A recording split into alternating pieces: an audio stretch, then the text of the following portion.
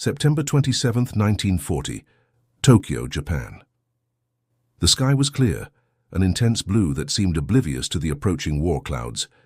A group of diplomats and generals laughed uncontrollably in a crowded room. Among them, the German ambassador, Eugen Ott, clapped his hands and made exaggerated gestures, extolling an alliance many considered unlikely. "The Axis alliance," someone suggested, laughing, "will be the ultimate victory." The words danced in the air like a bad joke as the weight of history piled on the shoulders of the nations. This treacherous camaraderie was about to change the course of the war and the world. But what they didn't know was that on that day they were witnessing the beginning of their own end. The agreement between Japan and Germany was an expression of desperation and ambition, heroic to some, foolish to others. What began in secret meetings resulted in the circulation of weapons, technology, and ideology. The initial project, a fighter that would revolutionize aerial warfare. The engineers responsible for the Mitsubishi A6M0 faced stiff resistance. It was a bold and often criticized project. In 1937, the first prototype crashed during a test, with the official report describing it as disastrously slow and unstable. But Japan wouldn't give up.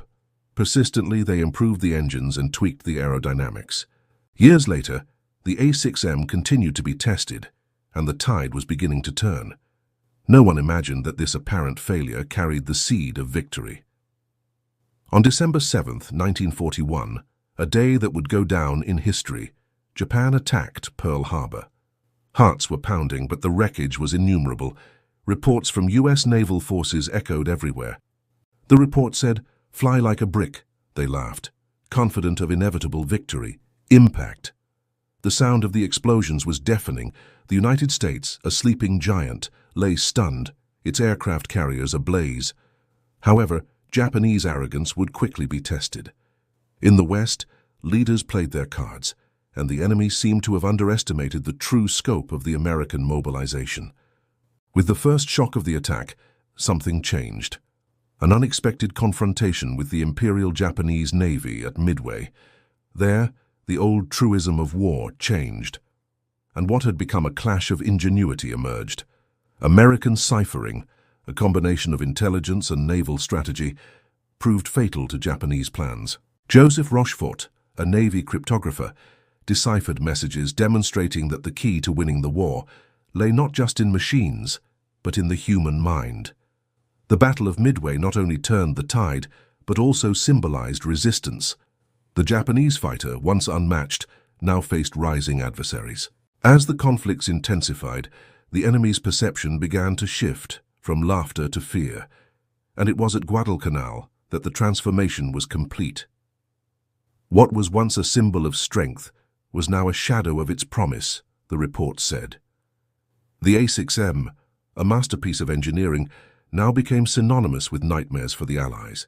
The cadence of the 8 guns sounded like uninterrupted thunder, or that of an American aircraft carrier, echoed through the rainforests. The battle was pure destruction. Japan seemed unbeatable. Allied reports described the outcome as devastating and revolutionary. The enemy was now respected. There was dread in its proximity. The psychological impact was becoming palpable. The opponent faced a new era of uncertainty. With growing numbers, the Allied forces mobilized. In a single month, 50,000 troops were landed. Military engineering and the resolve of the citizens merged into something indescribable. The A6M, which symbolized Japanese superiority, became an icon of war capitalism. Logic reversed itself, and it was like a Greek god unleashing his fury. What had once been a fearful treatment now equated with pragmatism and freedom. Generals like Douglas MacArthur spoke of the value of humans over machines. The spirit fought tyranny in a struggle that would become legendary.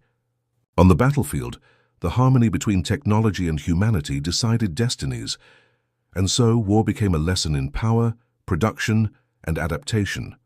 The irony was complete. While the Axis ally laughed in 1940, Japan's forces faced defeat. Loudly, they laughed in Tokyo, but in 1945 it was silent. The echo of laughing confidence was replaced by the sound of ruin and destruction. They laughed when they first saw her, They stopped laughing when they realized the sound of laughter mingled with the thunder of defeat. In the desolation of cities and the fury of battles, what remained was a dark echo. The thunder spoke, and the sky was never theirs again. The story of the alliance between Japan and Germany is not just a tale of ambition and failure. It is a timeless lesson in ingenuity, freedom, and resilience. It reveals that behind every mistake lies the possibility of a new beginning. And that war, in all its facets, is never just a clash of machines, but a struggle for the soul of humanity.